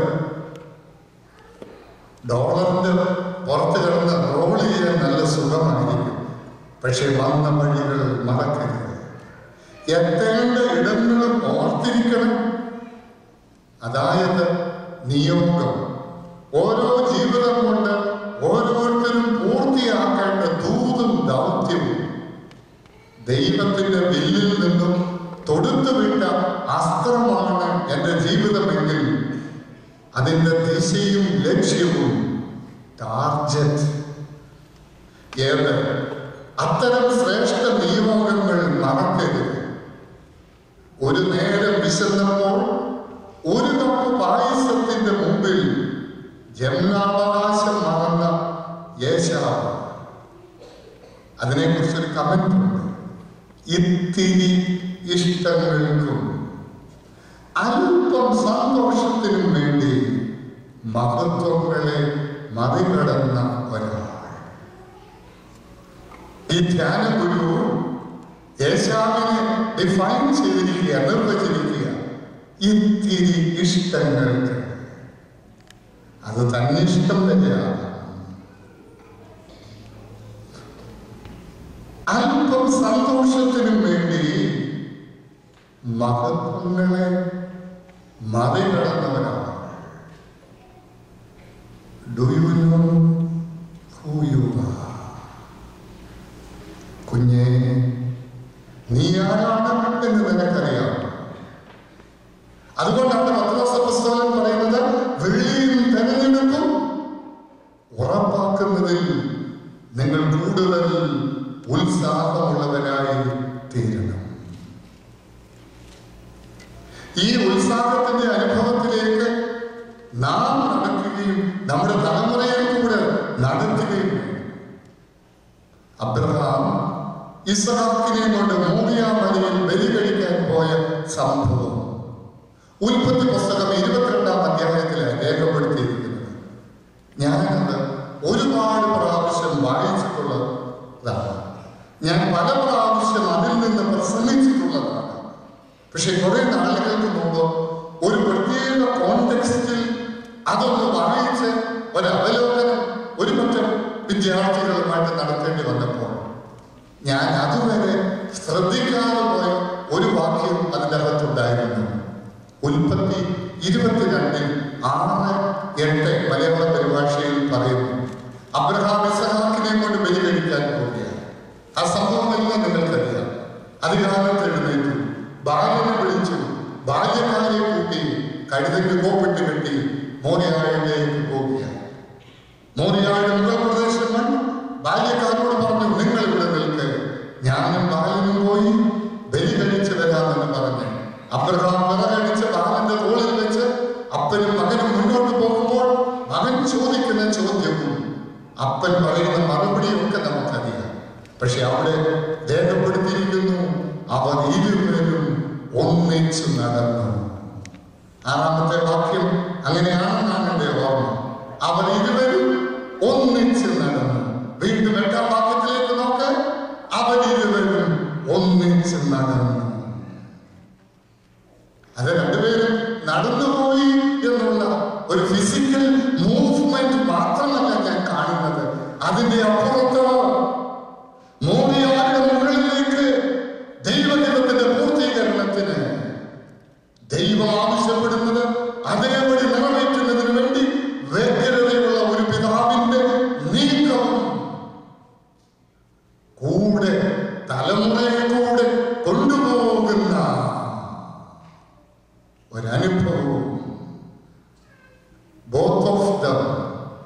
ഒരു ഇംഗ്ലീഷ് പരിഭാഷയിൽ കാണുന്നു, മൂവ്ഡ് ടുഗദർ. അവർ ഇരുവരും ഒന്നിച്ച് നീങ്ങി. എങ്ങോട്ടാണ്? മോറിയായുടെ മുകളിലേക്ക്. എന്തിനാണ്? ബലിയർപ്പിക്കുന്നതിന് വേണ്ടി. യാഗത്തിന്, ബലിക്ക് ഈ കുർബാന അനുഗ്രഹവും സമാധാനവും ബലിയും സ്തോത്രവുമാകുന്നു. കത്തോലിക്ക സഭയുടെ ഒരു പ്രസിദ്ധീകരണമാണ് മതവും ചിന്തയും എന്നുള്ളൊരു ഗ്രന്ഥം. അതിൻ്റെ അകത്ത് അതൊരു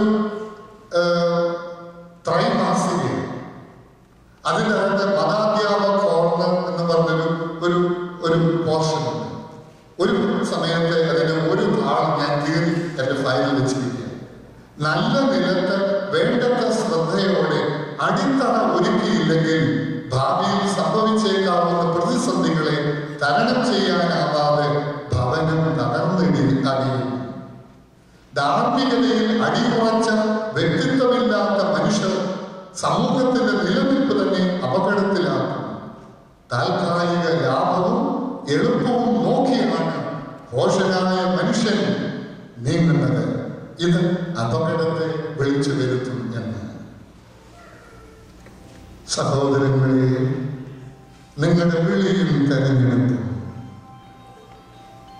അവബോധം സ്ഥിരോത്സാഹം.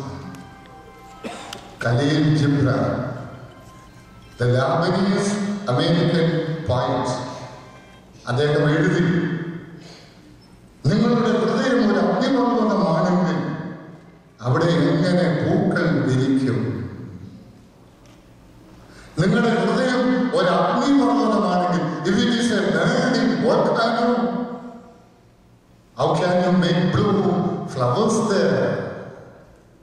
ആർത്തിയുടെയും ആസക്തിയുടെയും അഗ്നിപർവ്വതമായി ഹൃദയങ്ങൾ ജ്വലിച്ചുകൊണ്ടിരിക്കുമ്പോൾ, ലൗകികതയുടെയും മ്ലേച്ഛതകളുടെയും തിന്മകളുടെയും ജ്വാല എരിഞ്ഞ് ഇങ്ങനെ ഉയർന്നുകൊണ്ടിരിക്കുമ്പോൾ അവിടെ എങ്ങനെ ശാന്തിയുടെ, സമാധാനത്തിന്റെ, നന്മയുടെ, പരിശുദ്ധിയുടെ പൂക്കൾ വിരിയും?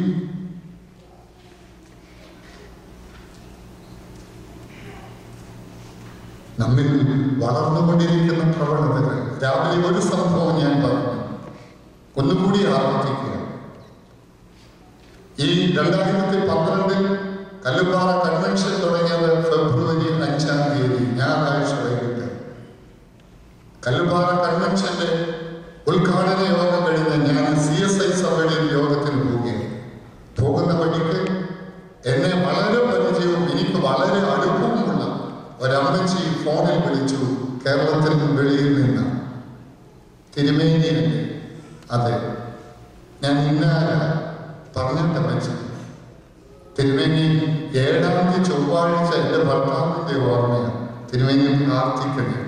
തീർച്ചയായിട്ടും പ്രാർത്ഥിക്കാം അമ്മച്ചി. സാധാരണ ഈ അമ്മച്ചിയുടെ സംസാരം നല്ല വെടിച്ചില് പോലെ എന്നെ മുഴക്കവും ശക്തിയും ആവേശവും ഒക്കെ. പക്ഷെ അന്ന് ഇങ്ങനെ പഴഞ്ഞ് ഡ്രാഗ് ചെയ്ത് പോകുന്നു. ഒരു വാക്ക് കഴിഞ്ഞിട്ട് അടുത്ത വാക്കിന് ഇടയ്ക്ക് ഗ്യാപ്പ് ഉണ്ടാകുന്നു. ഞാൻ ചോദിച്ചു, എന്തു പറ്റി അമ്മച്ചി?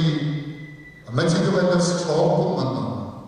തിരുമേനി, എനിക്ക് സ്ട്രോക്കൊന്നും വന്നില്ല, പക്ഷെ കഴിഞ്ഞ 1 മാസമായി ഞാൻ വെന്റിലേറ്ററിലായിരുന്നു. എന്തു പറ്റി അമ്മച്ചി? ഞാൻ എങ്ങനെയാണ് തിരുമേനിയോട് പറയുന്നത്? തിരുമേനി, എൻ്റെ മകനും എൻ്റെ മരുമകളും കൂടി എനിക്ക് ആഹാരത്തിൽ വിഷം തന്നതാ തിരുമേനി. മകൻ ബിടെക് എഞ്ചിനീയർ, മരുമകൾ പോസ്റ്റ് ഗ്രാജുവേറ്റ് ഡിഗ്രിയുള്ള ഒരു പെൺകുട്ടി. വിവാഹം കഴിഞ്ഞ് വന്ന അതേ ആഴ്ചയിൽ തന്നെ വീടിന്റെ അപ്സ്റ്റെയറിൽ എല്ലാ സൗകര്യങ്ങളോടും കൂടി മകനും മകൾക്കും പാർക്കാനുള്ള സൗകര്യം അമ്മ കൊടുത്തു. താഴെ തള്ള ഒതുങ്ങിക്കഴിഞ്ഞു. കേരളത്തിന് വെളിയിലെ പ്രസിദ്ധമായ ഒരു പട്ടണത്തിൽ സ്വന്തമായ സ്ഥലവും ഒരു 2 നില കെട്ടിടവുമുള്ള ഈ കോടികളുടെ വില വരുന്ന ഈ വസ്തുവും ഈ കെട്ടിടവും അമ്മയുടെ കാലം കഴിയുന്നിടം വരെ കാത്തു ഈ മക്കൾക്ക് വിദ്യാസമ്പന്നർ put it in inverted commas. അതിനുള്ള എളുപ്പവഴിയല്ല, പക്ഷെ നടന്നില്ല.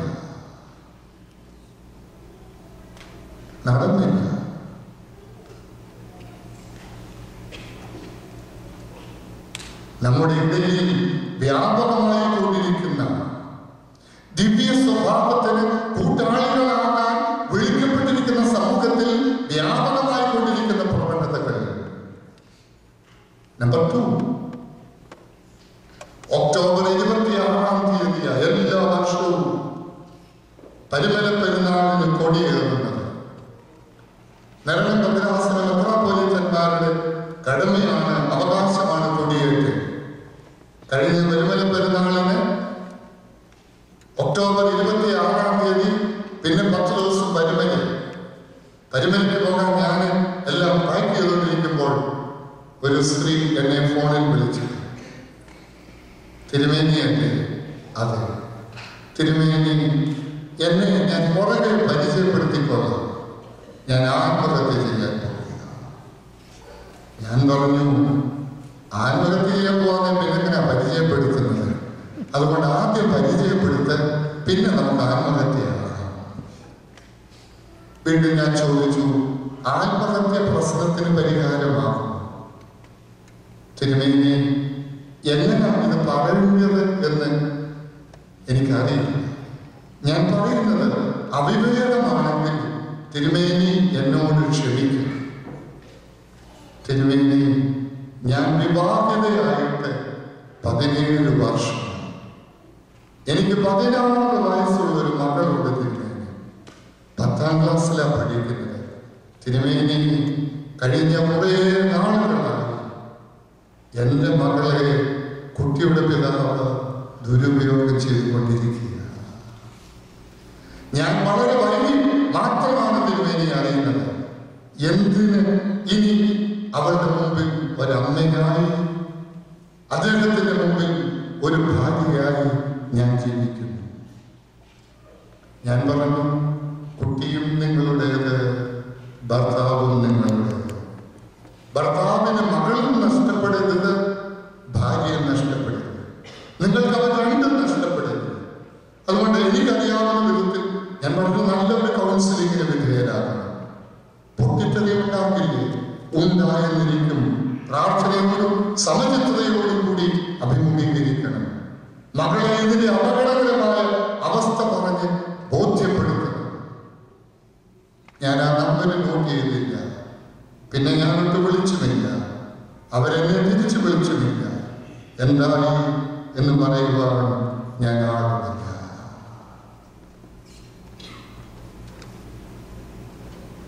സഹോദരങ്ങളെ, നമ്മുടെ വിളിയും നമ്മുടെ തിരഞ്ഞെടുപ്പും ഒരു കത്തോലിക്ക പുരോഹിതന്റെ ആത്മകഥ മുഴുവൻ ഞാൻ വായിച്ചു.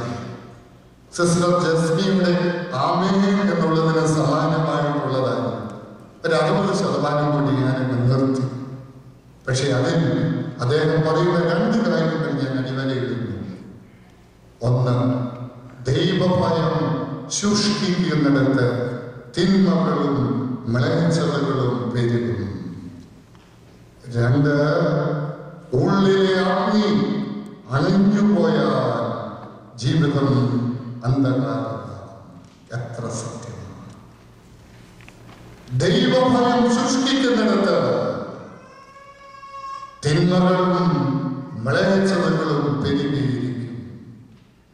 ഉള്ളിലെ അഗ്നി, പരിശുദ്ധ ആത്മാവാകുന്ന മാമോദീസായിലൂടെ ലഭിച്ചിരിക്കുന്ന അഗ്നി അണഞ്ഞുപോയാൽ ജീവിതം അന്ധകാരമാണ്. Do you know who you are? സഹോദരങ്ങളെ, നിങ്ങളുടെ വിളിയും തെരഞ്ഞെടുപ്പും ഉറപ്പാക്കുന്നതിൽ നിങ്ങൾ കൂടുതൽ ഉത്സാഹമുള്ളവരായിരിക്കും. ഇങ്ങനെ ചെയ്താൽ നിങ്ങൾ ഒരു നാളും വീണുപോകില്ല. ആമേൻ. ഞാൻ നിർത്തുന്നു.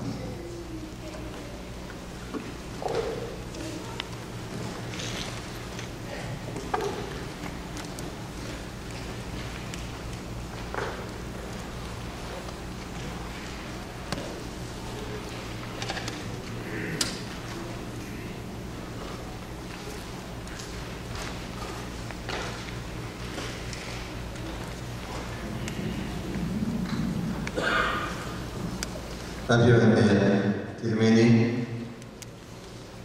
ശ്രേഷ്ഠരായ വേദിയിൽ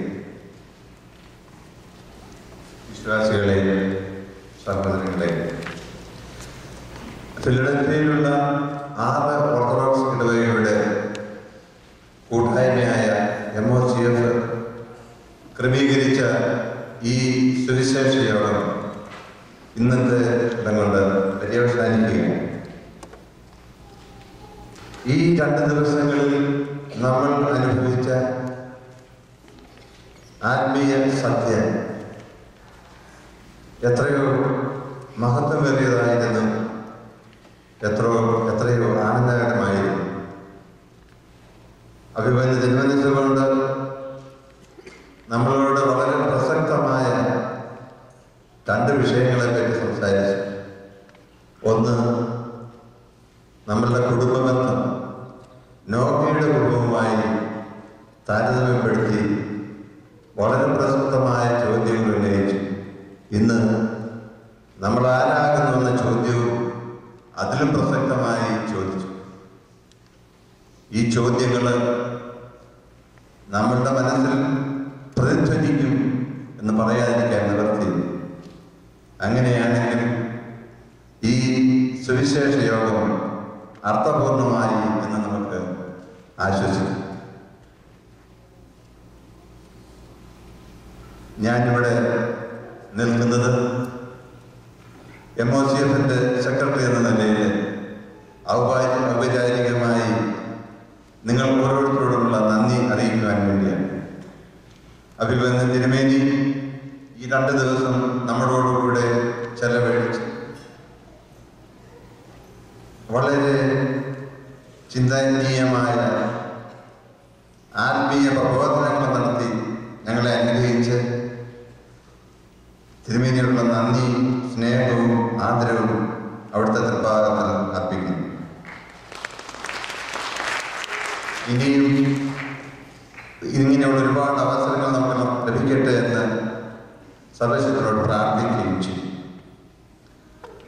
ഞാൻ സൂചിപ്പിച്ചതുപോലെ ഈ കൂട്ടായ്മ ഇത്രയും വിജയകരമായി നടത്താൻ സാധിക്കുന്നത് നമ്മുടെ ബഹുമാനപ്പെട്ട അച്ഛന്മാർക്ക് നേതൃത്വം കൊടുക്കുന്ന ഇതിൻ്റെ ചെയർമാനായ ജോൺസൺ കോറപ്പിസ്കോപ്പ അച്ഛൻ്റെ ശ്രമഫലമായിട്ടാണ്.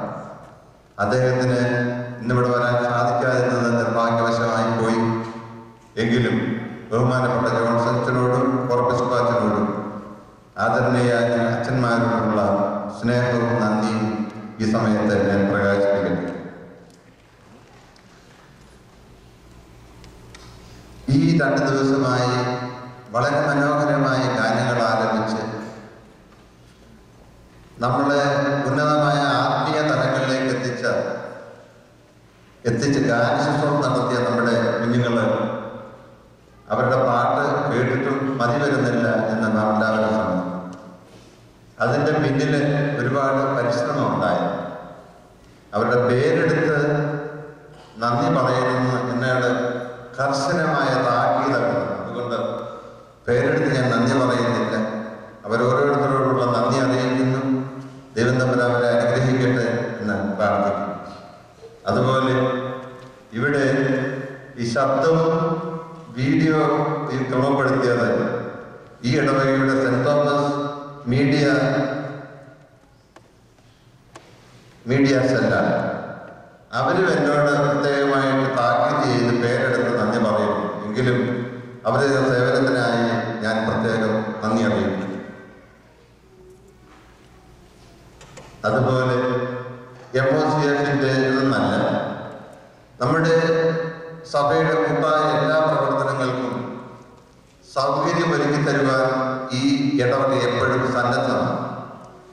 ഈ സുവിശേഷ യോഗത്തിന് അതുപോലെ ഈ ഇടവകയിലെ സൗകര്യം ലഭ്യമാക്കിയത് ബഹുമാനപ്പെട്ട വികാരിയച്ഛനോടും അസിസ്റ്റന്റ് വികാരിയോടും ഇതിൻ്റെ മാനേജിംഗ് കമ്മിറ്റി അംഗങ്ങളോടും ഇടവക ജനങ്ങളോടുമുള്ള നന്ദിയും സ്നേഹവും അറിയിക്കട്ടെ. ഈ സുവിശേഷ യോഗം ഇത്രയും ഭംഗിയായി നടത്താൻ സാധിച്ചത് പ്രിയപ്പെട്ട നിങ്ങളുടെ ഓരോരുത്തരുടെയും സാന്നിധ്യം നിങ്ങളില്ലെങ്കിൽ ഈ യോഗം നടക്കും. എങ്കിലും എത്രയോ പേർക്ക് ഈ സുവിശേഷ യോഗത്തിൽ സംബന്ധിച്ച് സന്തോഷിക്കാമായിരുന്നെന്ന് ആശിച്ചു പോകാം. എങ്കിലും കഴിഞ്ഞ വർഷങ്ങളെ അപേക്ഷിച്ച് ഈ വർഷം അതിൽ കൂടുതൽ ആളുകൾ വന്നു. ഇങ്ങനെ കിട്ടുന്ന വിലയേറിയ അവസരങ്ങൾ നഷ്ടപ്പെടുത്താതെ നമ്മൾ വന്നവർ വരാത്തവരെയും പ്രോത്സാഹിപ്പിച്ചു. വരും കാലങ്ങളിലും ഇത് ഭംഗിയായി നടത്തണം എന്ന് ഞാൻ നിങ്ങളോട് ആത്മാർത്ഥമായി അപേക്ഷിക്കുകയാണ്.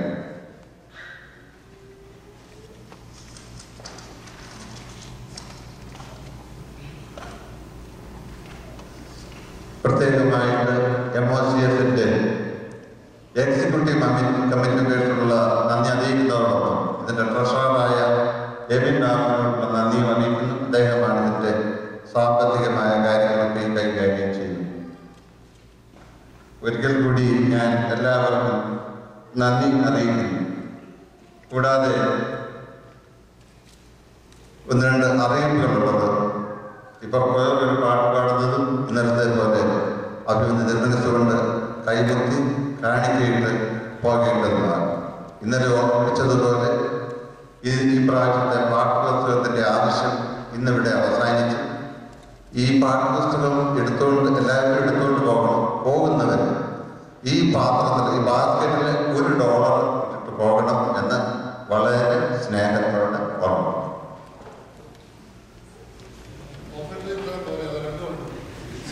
അത് ഇത്